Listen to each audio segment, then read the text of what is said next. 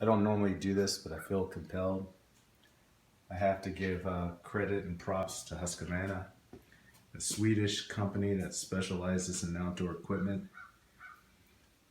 And this obviously is a snowblower. Pretty sure I'm pronouncing it wrong, but I'm a goofball.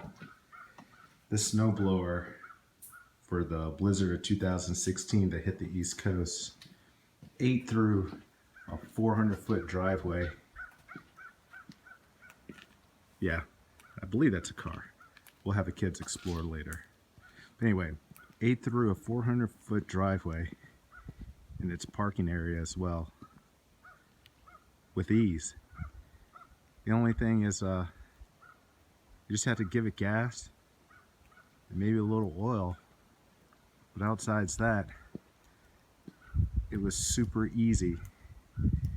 Even at night with the headlights, and the moon was actually cooperating too, made it super easy. I can't believe Steph shoveled this last year. What a difference a year makes. I'm very impressed with this product. It's worth every penny. If you have the need for one, I would highly recommend it. I'm very satisfied. Husqvarna, great job. That's crazy, it's a car.